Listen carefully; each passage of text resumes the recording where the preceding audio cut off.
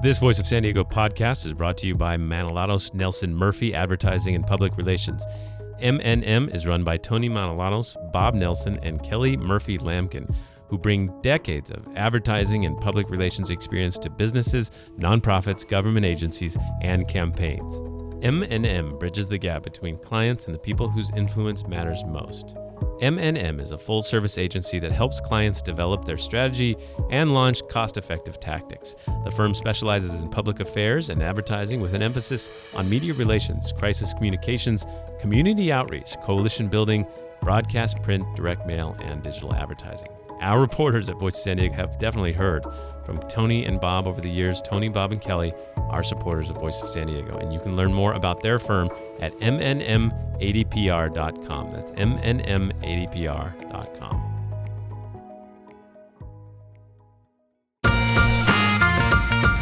Welcome to the Voice of San Diego podcast, where we make sense of local politics, schools, housing, public safety, the civic issues that impact the life of a San Diego resident. We break it down so you can understand it and make educated decisions. Everything that goes into our investigative reporting, the journalists, public records requests, the data crunching, and this very show depends on the support of people like you because we're a nonprofit news organization.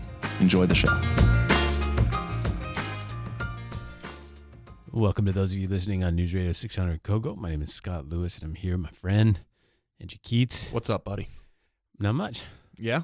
I'm back from my little vacation, Mm-hmm. little staycation, sort of. Yeah. I'm camping along the It's a coast. vacation. You always diminish it. Like, oh, we're not really camping. It's not much. It's what you do. It's good. Yeah, I enjoy it. Uh-huh. I have some news, too. Okay. For those of you who listened a couple weeks ago. Breaking. Caught a fish. Oh, man. What was Xavier's reaction when the line seemed to have a fish on it, and then when indeed? Okay, so I need to confess. Yeah. I went out on the kayak, Uh-huh. and I brought the fish back to him. But he was still super stoked. Okay. Like he was like, so, and me too. So I'm like, this isn't. So I was trying to surf or fish from the side of Mission Bay, Yeah. and that wasn't going well. I was pulling in a bunch of kelp. It was just terrible. It was Xavier's like, this doesn't work. You can't fish. So I'm like, I took my dad's kayak out, and I'm like, I'm gonna catch a dang fish. And I'm in the middle, and all of a sudden I feel this twitch on my pole, and I'm like, my God, this is happening. And I'm like, please stay, please. And then I pull, and sure enough, there's this wiggly fish. By the way, biggest fish I've ever caught. It was not a big fish either. It's very small. I pull it all the way in, and then I have no idea what to do. So I paddled ashore, screaming for Xavier to come, and he comes up and he goes, "Dad, I got a fish! Dad, I got a fish!" He's jumping up and down, and I'm holding it up like I've just slayed the beast, man. It was the most proud I've ever been. But I was completely 3-inch rainbow fish. No, it was 8, but it was the fish they catch for bait for other fish for sure. It was like a mackerel, like it was a good 6-8 inches. But I didn't know what to do. like it's all slimy. Anyway, I'm hooked now. I've been watching fishing videos. I'm in. I'm all in. This is good. Yeah. All right. But he was out of his mind excited. It was his birthday, and he's like, "Dad caught a fish, running around." And then I showed him how to, I was cleaning it and stuff. And You showed him how to cut a living thing in half and rip out its guts. Good. Nice. It was. I did a little dance. I jumped up and down. Anyway, All right. It can happen. Fishing can happen. Now I know how to catch bait for bigger things. This is good. It was very human of you. I actually cut it up, used it for bait, caught another one, little cannibal. You did? Yeah. Oh, okay, so you've caught multiple fish now. Yeah. But then that one I tried to let go, but I waited too long, and it was like, You didn't get it out. yeah. All right. real struggle. Still a low bar here. All right. Anyway, we're making progress. One of the things I did was stay off my phone a lot, Uh-huh. which was huge for my mental health. And that ties into our guest this week, if you stay on the podcast, Jean Twenge. She's a professor at San Diego State University, has a new book out called iGen. and it's iGen, Why Today's Super Connected Kids Are Growing Up Less Rebellious, More Tolerant, Less Happy, and Completely Unprepared for Adulthood, and what that means for the rest of us. She's going to be at Warwick's. She's going to be at Warwick's in La Jolla Wednesday the 30th at 7:30. She's going to be signing books. Fascinating discussion. Yeah, we had a really good interview. I think you'll love it. And so stay tuned for that. Also, put down the phone when you can. Seems to be the message. Seems to be like a general good thing. Not necessarily don't have the phone. Yeah. But it really did help me. Like it gets problematic after a while. Sure. Yeah. All right. So big week. We learned this week that the San Diego Police Department and the mayor are searching for a new chief. So I guess they abandoned the idea to sort of try to extend Shelley Zimmerman's term. She's the police chief. So she's the police chief. She's in this DROP program. It's a very specific pension system that once you enter it, you get some enhanced pension benefits, but then you must retire at the end of 5 years. Well, basically, you start collecting your pension. You collect your pension for 5 years, but after that 5 years. So she's making a salary and her pension. It's collecting in an account, but it requires that by next year she be out of service. Now, they were trying to come up with some potential workarounds, but they apparently decided to abandon that. I think it just, never caught. Right. So they hired her, Kevin Faulkner, the mayor, hired her immediately after sort of asking the previous chief to leave after he was elected. Before he was even sworn in. Right. And then she became police chief immediately without a search. And there was some consternation about that. Now, some people on social media and stuff had pointed out how much was needed as far as deputies and leadership positions needed to be filled, all that stuff. There was chaos in the department. But that was some lingering distaste, and now they're going to do a national search for this new person, right? Yeah, so they announced on Tuesday. They said it was going to be a national search, but they also didn't foreclose on the idea that maybe somebody from in the department could get the job. Which, that's no reason they shouldn't be able to apply. Right. And then they laid out a process for this search, which includes 4 community meetings happening over September and October. That they're going to hire an executive search firm. That the panel that would be conducting these interviews would not be disclosed until after the decision was made, and then that decision would be confirmed by the city council, hopefully in February, because Shelley Zimmerman must retire by March. Mm-hmm. So that's the process they laid out. And first of all, it is unquestionably a more open process than the one that led to Shelley Zimmerman being hired considerably. But there's those 3 points of contention: the idea of public gatherings to talk about it, and then the idea of the confidentiality of both the candidates and the panel. Right. Now, those other cities do that, but other cities have been criticized for that confidentiality. Right. Right. And so there's been there was pretty quickly some dissatisfaction from certain quarters of the community about this process. People who wanted it to be more open, wanted there to be more meetings. Councilman David Alvarez has been pretty outspoken about it in multiple different media outlets. Some community members who are parts of groups that have been specifically engaged in conversations with the police department in recent years. There's been a lot of issues about police community interactions, racial profiling specifically. The communities that have been most engaged with those conversations are also the ones who are least satisfied with this process. Got it. And so, we'll see. That the mayor's office, I think, seems a little bit caught off guard by the extent to which this wasn't received all that well.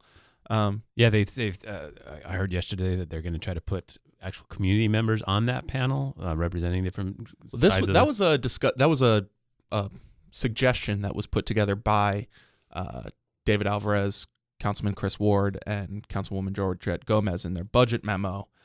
It was not specifically said in the memo to staff that is what would happen. That said, it also was not said, right? Like there was no indication of who would be on this interview panel. So certainly there's an opportunity for it to include community members if they wanted it to. Interesting. All right. And so no sense yet of any front runners in the department or anything like that, right? Not that I know of. All right. Interesting. It's a side note. Somebody asked me this week who might be in the running for Sandag. Do we have any idea of candidates for leading that? Because Gallegos is out right away. Yeah, Gallegos is out. And Kim Kawada, his number 2, is in charge now. Okay. Which is interesting because she got dinged up in that report as well. Right. And she was pretty involved in the public response to this scandal from the beginning. So she's not entirely clean from this whole thing, but she's in charge now. Who else it might be? I mean, I don't know. Who's your favorite MPO director from around the country? Do you have For some reason, when you play fantasy MPO coordinators, who do you take MPO? with the Metropolitan Planning Organization? Oh, okay. That's the little trade that they're in? Yeah. Okay. So do you don't, who's the first round pick that you would take with Houston comes to mind. Interestingly, they do have a successful MPO. Their lead strategist is Dimitri Messin, who was hired as one of the staffers who discovered this flaw. So anyway, we have two very high-profile executive leadership public positions that are going to be filled in the next several months. So right. it's something to watch for, right? Mm-hmm. All right. So any idea on timeline? Are they hiring a firm right now? Is that what it is? They're hiring a firm right now. September, they want to hire a firm basically early September, it seems like, and then September is when all these public forums would be, and then the interviews would be around November, December. All right. So switching gears for a second, hepatitis A, that's a disease that is usually common in extremely poor and developing areas. Yeah. But also apparently San Diego. Yeah. So San Diego is experiencing a hepatitis A outbreak. Nearly a dozen people have died. Actually, 14, I heard. 14 now, yeah. Have died, and more than 230 people have been hospitalized. Many of them are homeless. It's the biggest outbreak of Hep A in the state in 20 years. This is happening here in our city, just to be clear, in San Diego. And in some ways, it shouldn't be surprising. I mean, if you've gone to Eastern or southeastern East Village any time in the last 2 years, it does look like it is very clearly a crisis. There's very clearly, refugee-like conditions. And now we've got an actual public health crisis happening in that area. I mean, it's concentrated. There's been cases in El Cajon as well, but there's a real concentration in that East Village area where we've been watching this homeless, encampment sprout up for years now. Yeah, the World Health Organization says that hepatitis A comes with a lack of safe water, poor sanitation, and hygiene. So basically, not being able to clean your hands after using what might be not the bathroom, all these kinds of, and then characteristics of also people living on the street like they are in the sort of makeshift villages. Yeah, and look, when you're dealing with health issues like this, you don't want to overfit your explanations of why these things happened, but I think we're on safe ground with it without naming names by pointing fingers or naming names or pointing fingers that in general, it is a true shame that a city with the economic wherewithal as ours has allowed this to fester on its streets. One of the things that that guy Michael McConnell on his Twitter and social media feeds puts out a lot is he sort of, I think he must have a search on for people who are visiting San Diego and then express concern about the homelessness. Yeah. And like some of their messages are just really troubling because they're just like aghast, or they'll post a GIF of somebody just being like horrified. And I think I worry we're at a point where we're kind of numb to it. You know what I mean? Like we're kind of. I hope not. It's still it still astounds me. I lived good so Fault Line Park in East Village is where it's safe to say that's pretty central to the largest homeless population downtown. I lived on the block right next to it for most of the summer, and every day it was still shocking to me. I want to talk to somebody who's grown numb about it because it is so consistently amazing to me. How else could you hear about a Hep A outbreak and that without there being like genuine urgency? Yeah, I know. And there's not. There isn't genuine. I mean, urgency. There's obviously some people. People are doing things. If you work in this world every day, I'm not diminishing your work, but nothing is getting better. Yeah. There's no visible improvement. There is no measurable improvement happening. And meanwhile, 14 people have died in this county from a disease that ravages, refugee encampments. Mm-hmm. What are we doing? I don't know. I guess we'll keep our eye on it. It's there was a story also on the site about a development agreement that had happened around that Fault Line Park, right, Yeah. where there was some bathrooms built and a restaurant was built there, and the restaurant has managed to keep the bathrooms from being open to the homeless, which is a controversial point because the city said that it had to be public, right? Yeah, the whole point was the developer built them as an amenity in exchange for being allowed to build a much taller tower. That very visible yellow tower in East Village, that's the one. They were able to go that high because they built a park and because they built this public restroom and some other things. Well, Lisa Halverstadt did that story. Check it out. Also, she did a story about the consensus building or the lines of consensus that might be coming from all the housing plans that the mayor and several city council members put out. Check that out. Yeah. She did also on Thursday put out a story about the state of vacation rentals. And actually there was a bunch of op-eds in the Union Tribune this week from city council and such about what they would prefer to do. There's basically the coastal legislators that want to more or less ban vacation rentals in single-family neighborhoods, right? Mm-hmm. And then there's others who want to create a regulatory and enforcement process for it. And the mayor somehow, brilliantly, has kind of just removed himself from this. yeah, he's refusing to take a side on it about what it should be. And he's expressing exasperation about the city council's inability to take a side on it. Yeah. And so what he's basically going to do in the next few weeks is give them a bunch of options. Yeah, so city staff's going to come to the city council meeting with many different proposals written in that the city council could presumably adopt, whichever one they can cobble together 5 votes for. And that's fine. The city council, they represent their communities. They have agency here. They should be prepared to vote their conscience or make a difficult vote.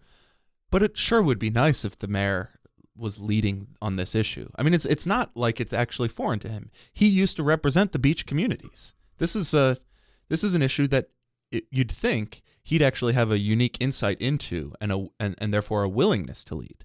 Or he might be cognizant of just how awful it is and how intense the debate is, and may just want to stay away from it, and that seems to be reflected. Which is a political calculation, which might be a smart one. I don't need to play political strategist. But so what's the timing? Are they coming out with stuff soon? Yeah, at the end of October, there's going to be a hearing, tentatively scheduled end of October, which by the end of October, we will be nearly a year removed from that, in retrospect, pretty silly city council hearing where Sherry Leitner, and as her last action as council president, held this hearing on a measure that no one thought was going to pass. It was just theater. Yeah, it was a giant one of these hours and hours long meetings, brings everybody together, the outcome of which was we'll come back in 4 months, and they came back. They just never did anything. Yeah. All right, so the last point we wanted to get to is another set of regulations still to come, and that is the city's regulations about the commercialization of marijuana. We talked about this a couple of weeks ago, September 11th. We did a story I thought was interesting. So the city has basically clarified that only the marijuana dispensaries that have legal permits are allowed to deliver.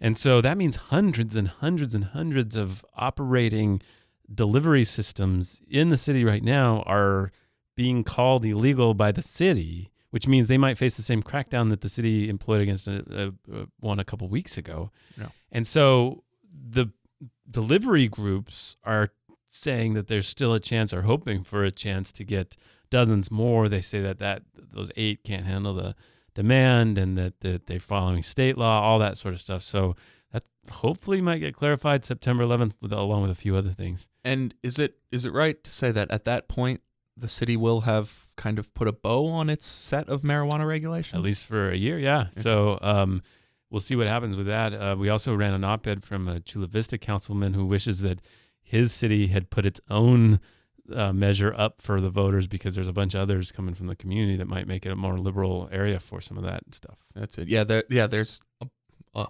bevy of citizen-sponsored initiatives in cities around the county coming forward.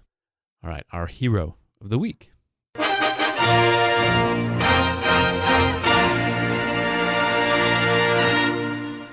Last week, the mayor of San Diego, Mayor Kevin Faulconer, met with other border politicians and people from Mexico and trade representatives and others who really wanted to highlight the value of the North American Free Trade Agreement and free trade in general and the border commerce.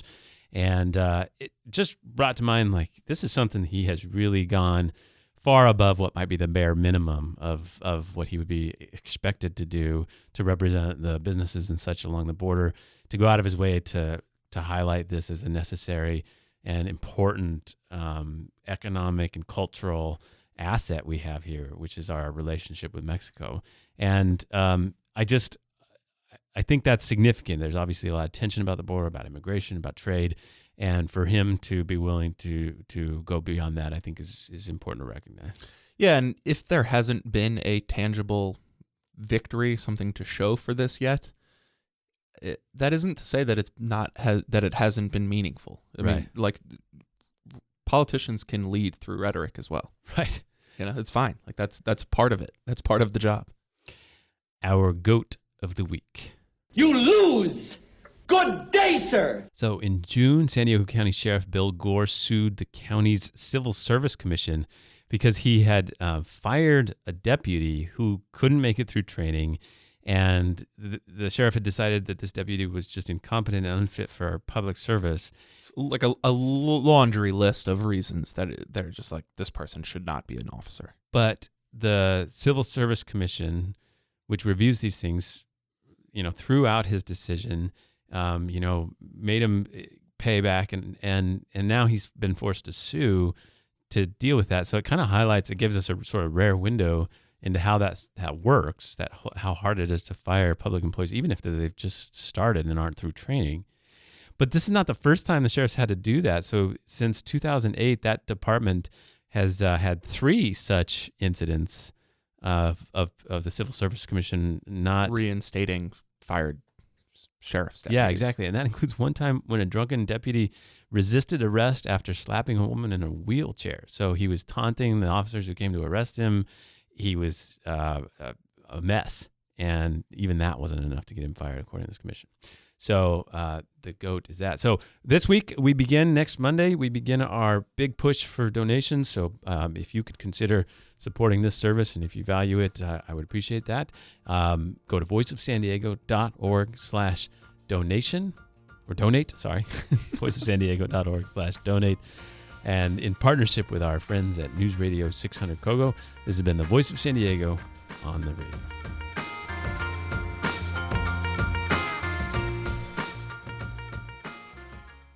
This is Erin. I'm the Director of Development for Voice of San Diego.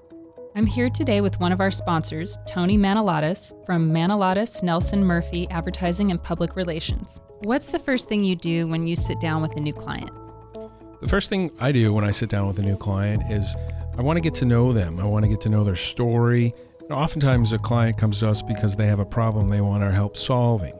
But in order for us to effectively assist them solve that problem, I really need to get to know them and the organization and what motivates them and how do they define success. And so I want to gather as much information as I can about the client before I develop the strategy and implement that strategy. If you'd like to learn more about the services Tony and his partners offer, please visit their website, www.m&nbsp.com.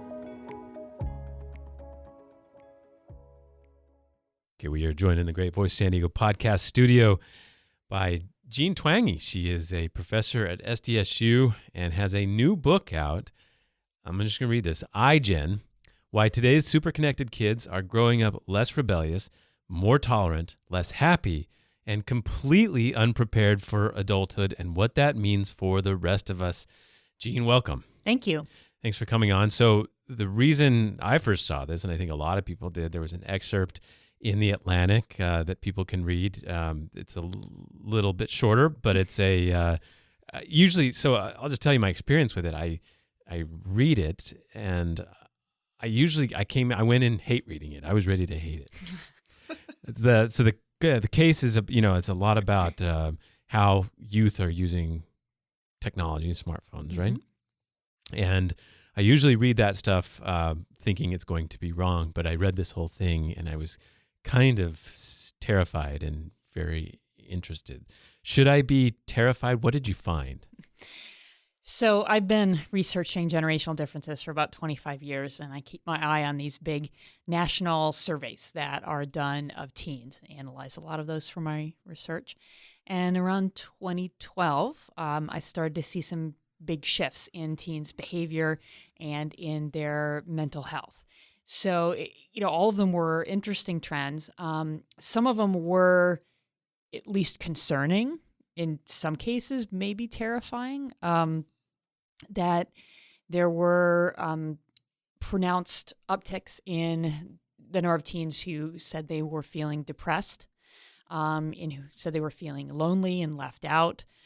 Then happiness started to decline and life satisfaction. And then over the next few years, I started to see those trends show up in lots of other places too. A 50% increase in clinical level depression, a big screening study done by the NIH, and a big increase in the suicide rate right around the same time, increases in hospitalizations for suicidal thoughts and self-harm. It was just piece after piece of evidence suggesting that there was something going wrong. And the articles I read about it, the theories that they advanced just didn't seem to fit. Mm-hmm. So they'd say, oh, maybe it's the Great Recession. Well, the trends didn't really get started until 2011 or 2012 when the economy was getting better. Or they'd say, well, it's because kids have too much homework. Well, I know from these databases that they actually do fewer hours of homework than they used to. So I started to wonder what it might be. So, and you found, that it's the biggest thing that happened around that period of time is the widespread over 50% adoption of the smartphone. Yeah, that's what the Pew Center found. Let me just press you really quickly. So the headline of the excerpt in The Atlantic is "Have Smartphones Destroyed a Generation?" Which I didn't write. I understand. Okay. So that's you know what that as an editor. As a reporter, yes. I got to tell you. Right. There you go. You guys know this. Always the editor's fault. Right. And so... Hey, I had a great editor. Okay. Headline wasn't my favorite, but the rest of it was great. Right. But then the subhead says much of this deterioration... Or, sorry, not the subhead. You talk about the teen suicide rates skyrocketing since 2011. You say much of the deterioration can be traced to their phones. So are you making a direct, and I think there's been a lot of talk about that, are you making a direct connection between the smartphone adoption and this sort of explosion of mental health problem? Right. So here's the thing, as a researcher, as a psychological scientist, no, because we don't have a random experiment assigning some kids to be born in 1995 and other kids to be born in 1985 and see how they turn out. You can't do that. It's literally impossible. So thus, you can't have that gold standard of a true experiment. So you have to instead gather as much evidence as you can, see what direction it points. So the timing was suspicious that these mental health issues were showing up right at the same time that the percentage of Americans with a smartphone crossed 50%, according to the Pew Center. That's the first thing that shows up. And also you can think about, well, as I mentioned, there are all these other explanations don't really seem to fit in terms of the time sequence. It's difficult to think of something else that had that big of an effect on teens' day-to-day lives than the advent of the smartphone. So given that it lines up, then the next question is, okay, among individual teens, those who spend more time on screens, do they have more mental health issues? And the answer to that is yes. In these big databases, the analyses I did, and plenty of other researchers have looked at that too. Now, the analyses that I did are correlational. That means I can't say for sure that the screen time led to unhappiness, say. Maybe it's that unhappy teens are then, say, on social media or texting or on their phones more. But there's 3 other studies that have virtually ruled out that explanation.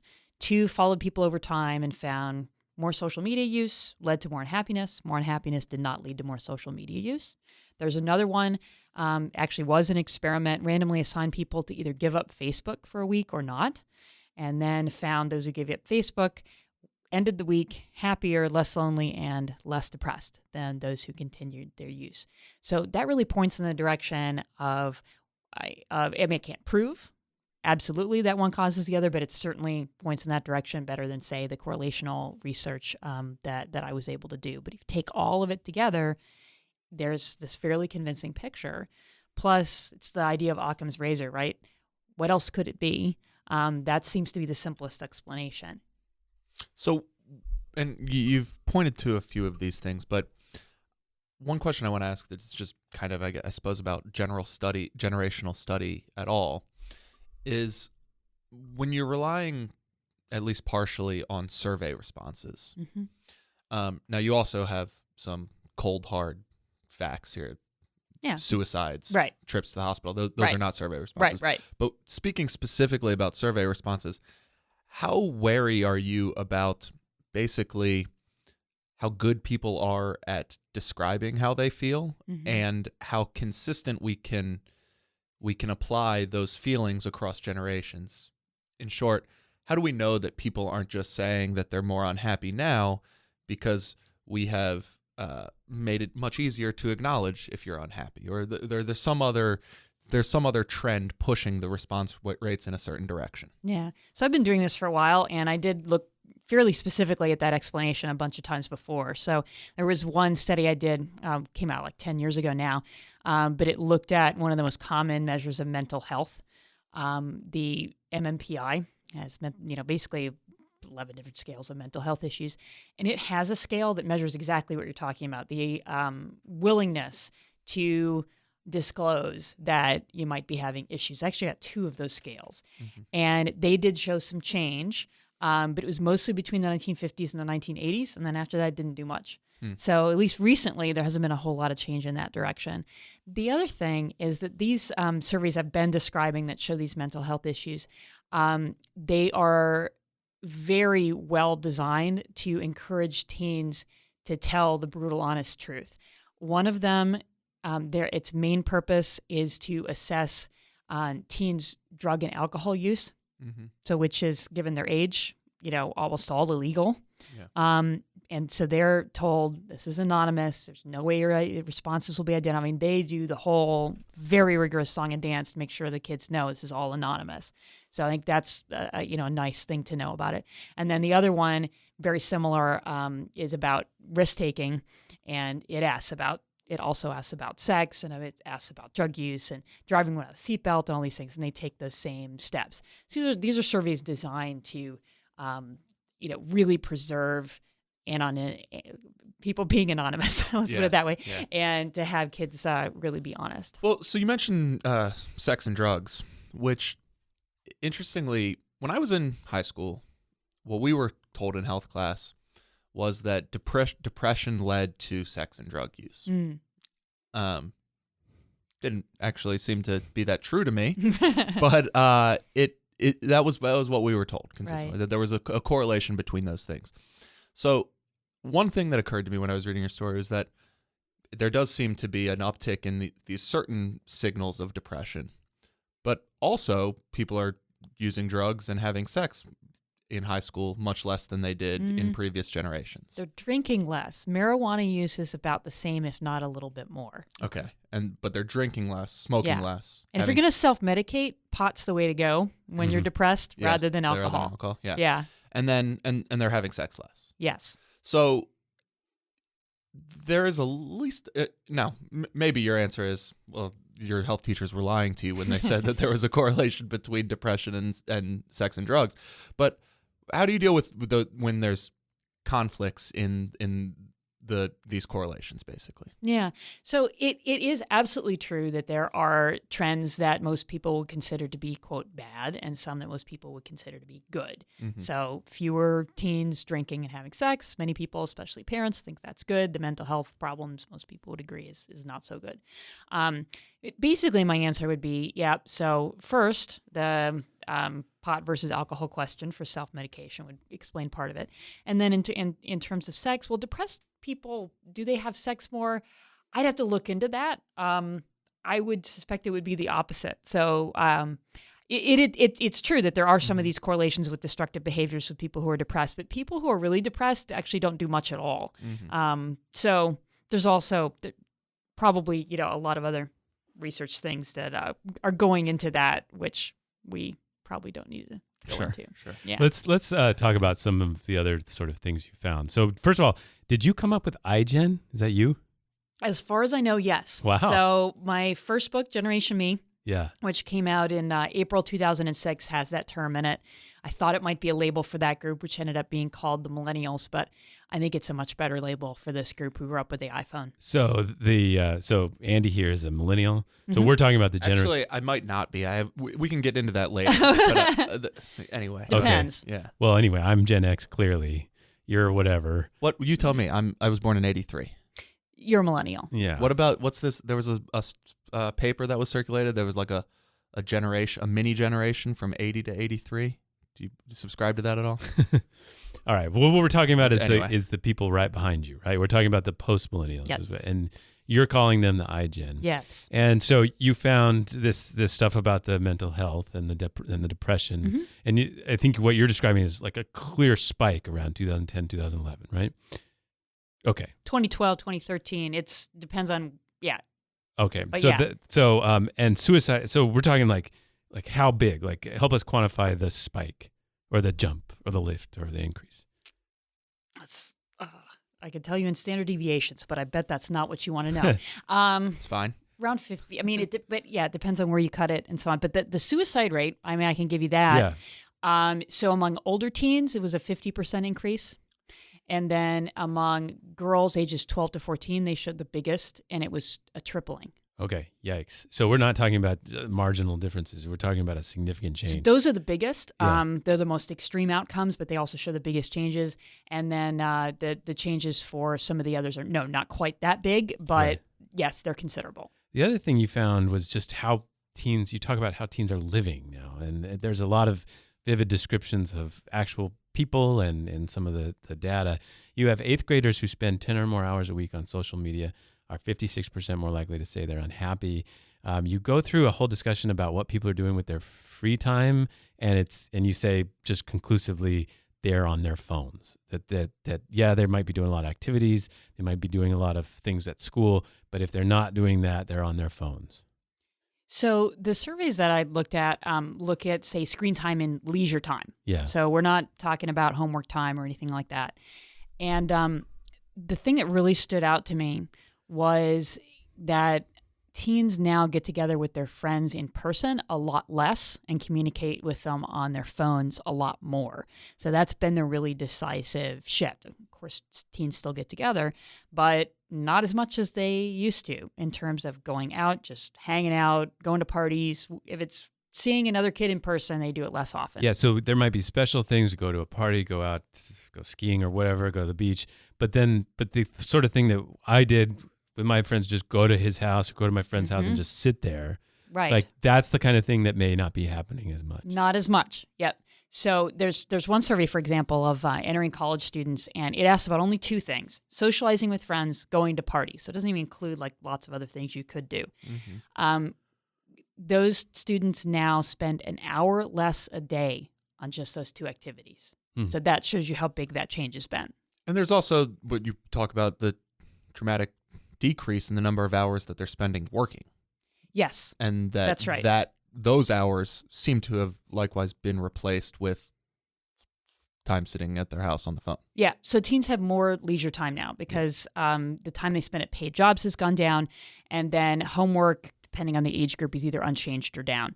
So they have more leisure time, and that leisure time is spent more on phones now compared to what it used to be, obviously. Yeah. So we have spent a lot of time covering minimum wage in the city. That was a big political debate in the last few years, and you would frequently run up against the fact that minimum wage increases were, according to some studies or according to some people, pushing high school kids out of the workforce. Basically, that if you were left for an entry-level job to hire and you had a 24-year-old or a 15-year-old, you'd take the 24-year-old, and so 15-year-olds were working less. Did you find any sort of connection between that decrease in work time being attributable to economic factors as opposed to their own constitutional makeup? So those minimum wage increases, that's mostly like here in California and in other urban areas, right? Well, I wouldn't want to say. I don't know well enough to say specifically. There's been some statewide ones in like Arkansas and stuff, but I would. It would be fair to say that they have not been across the board. Yeah. Right. Yeah. And those trends show up pretty evenly across different areas of the country. So yeah, there's absolutely the possibility in some of these cases for some outside factors. Mm-hmm. What I thought was interesting, it wasn't just that teens are less likely to work. Yeah. They're also less likely to date, to drink alcohol, to go out without their parents, to drive.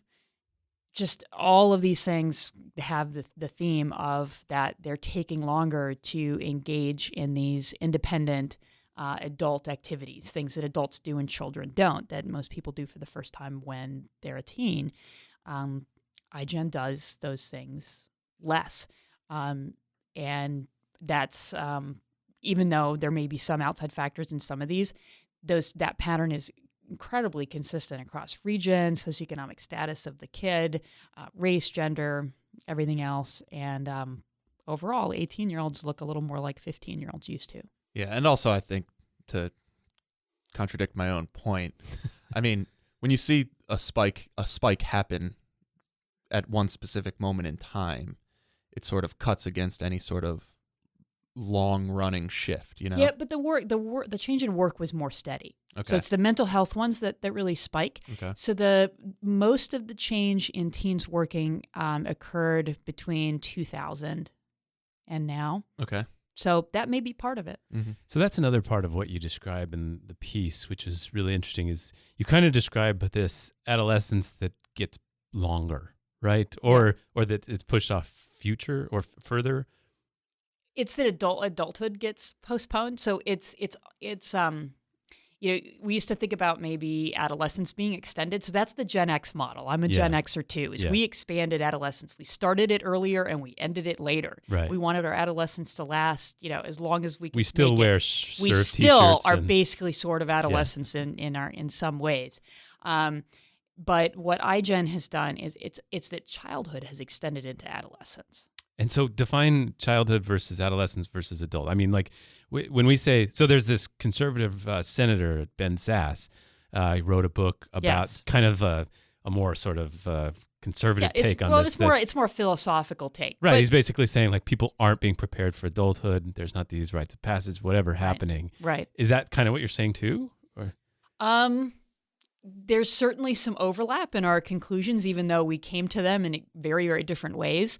So the point is, we basically changed the way we parented, the way we raise kids, the way our culture works, that we have smaller families, protect kids for longer, expect them to go to college, that we live longer, we have our children later, that the whole path of development has slowed down. So once people live longer and do everything later, then the whole thing slows down. And it's not all bad. There are many really great things about 8th graders not drinking alcohol, or not as many teens getting pregnant. And some people say, well, how can you talk about this as negative? It's not all negative, not at all. That's one of the main points that I emphasize in the book, is that this is a trade-off, that seeing it as just bad or good is counterproductive. It's part of this bigger pattern of growing up slowly, that's really the key that explains all of these trends. Some of them seem good, some of them may seem bad, like Ben Sasse's point about maybe adolescents and young adults just not taking on responsibility. But then a lot of them, are they good or bad? Fewer teens working, fewer teens driving. I don't know. They're both. Yeah. So I think it just, when you see it just as bad and good, you miss the big picture. But under that, though, is that point that they are not becoming as independent as soon. And what does that look like at like 18, 20? Yeah. So it means you have 1 out of 4 high school seniors who doesn't have a driver's license by spring of their senior year. That's so crazy to me. Isn't it? I the day I turned 16, and I ended up hating driving because that day I had to take 16 people home from school. Because would you have a fall birthday? I had exactly September, and I had this pickup truck which we illegally packed people into. Nice. I have to admit, as a car hater, I squealed with glee at the fact that kids don't want to drive anymore. Yeah, no, but they're getting taken around by their parents. Right? That's true. That's that's the not thing. as good as because if it was just in urban areas and it was because we had such fantastic public transportation, that would be great. But that's not it. So they're not feeling the it's- same pressure that we did to like need a car to get together. Is that maybe that what's is that? probably part of it. Yeah. So these trends started before the smartphone, but the smartphone seemed to accelerate them because the party's on Snapchat.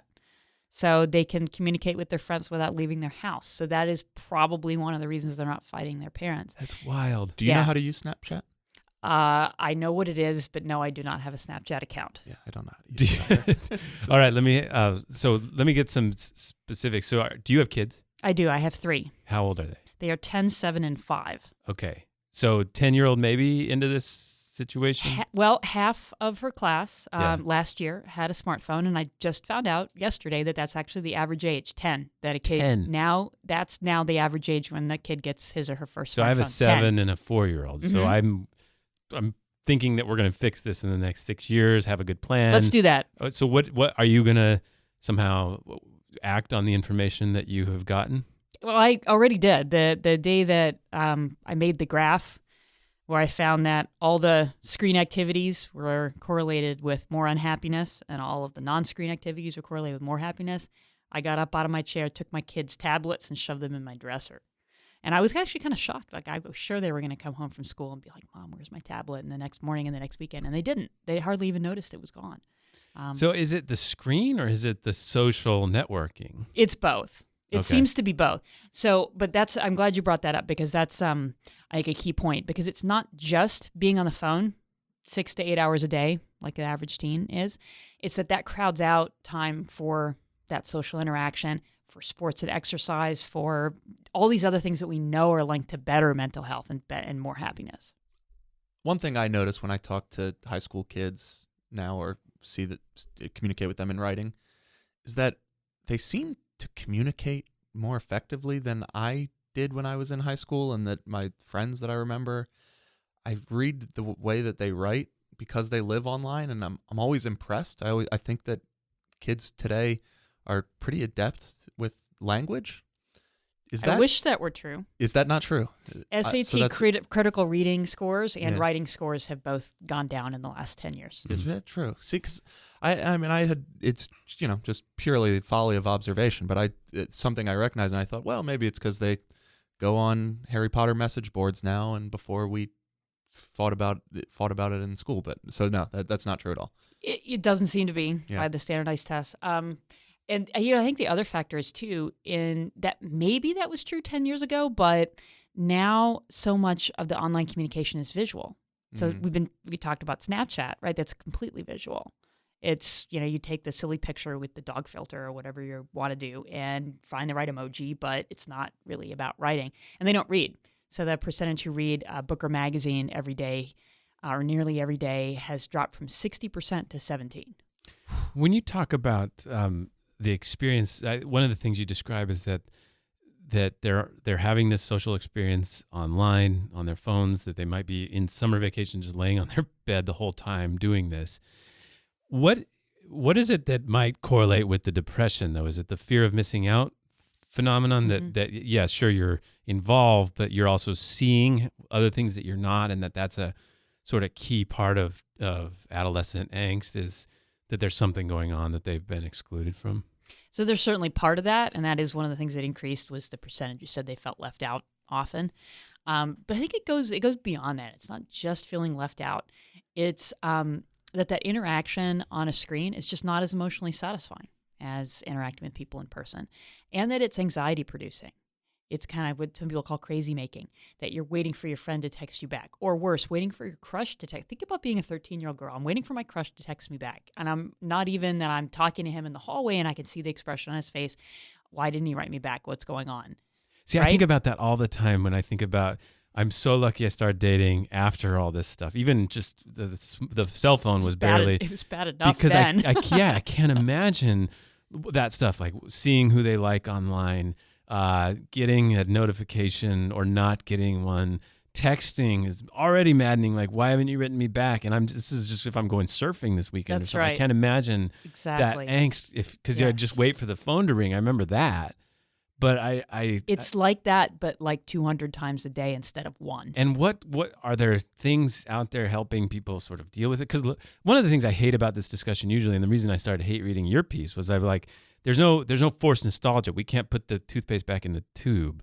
So, Sure. So are there things like coping things that you've run across? Yeah. So the key is moderation. So for example, the mental health effects don't show up until you get 2 hours a day or more of use. Most teens and most adults are on their phones a lot more than that, so there's plenty of room to cut back. But yeah, use that phone as a tool. It's a great tool, and you can use it to keep in touch with people, and you can use social media in the same way. But when you're on it hours and hours and hours a day, and it crowds out other things, and then you're obsessing over it and so on, that's when it's not so great. Do you know how that feels, Andy, at all? I do. I went Not camping good. last week, and I took it out, and it really did help me significantly. And it sets on quickly too. Yeah. It's like 8 hours away from your phone. You're like, oh, this is so much better. Your back starts to feel better. You like your neck stops being sore. And teens say that too. That was actually one of the things that surprised me the most when I did, because I draw for these big surveys of millions of teens, but I also did these in-depth interviews, and I was kind of surprised. That's what they said. They said, it actually is a relief to get away from the phone. And I would rather meet with people face to face. I like that so much better. You can see the expression on their face and so on. So even though they've never known a world without the smartphone, they still see its downsides. What's the next thing coming? What's the next thing you'll want to make sure we study? No idea. Okay. Yeah. I mean, honestly, I'm all about what shows up in this data. So, the next one comes out at the end of October, and I'll have my eye on that, see if anything new pops up. So do you think there's any chance that this generation, when it grows up into adulthood, could possibly be as destructive and terrible as the baby boomers? Yeah. I don't think we have one in the room here to defend themselves. No, they right. couldn't and dare that's, try. That I know, and that's the usual millennial point, which has some validity to it.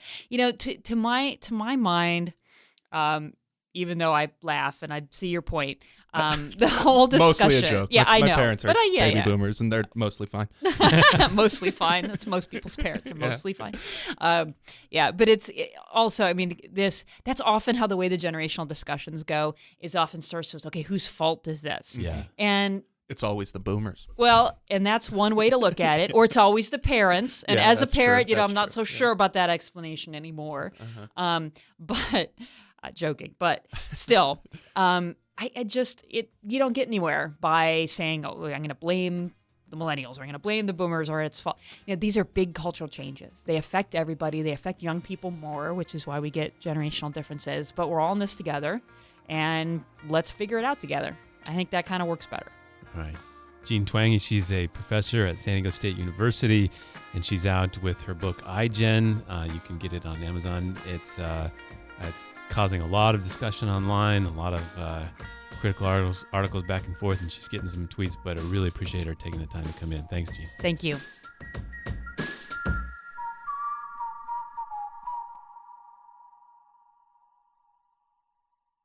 Next Monday, we are kicking off a week-long campaign to raise $40,000. Our in-depth investigative reporting is powered by support from our members and listeners like you, and so with every gift, we pledge to uncover the issues that matter to you in your daily life. Please visit voiceofsandiego.org/donate, voiceofsandiego.org, and you'll see it all over the site. Please, next week we could use your contribution to keep all of these services going.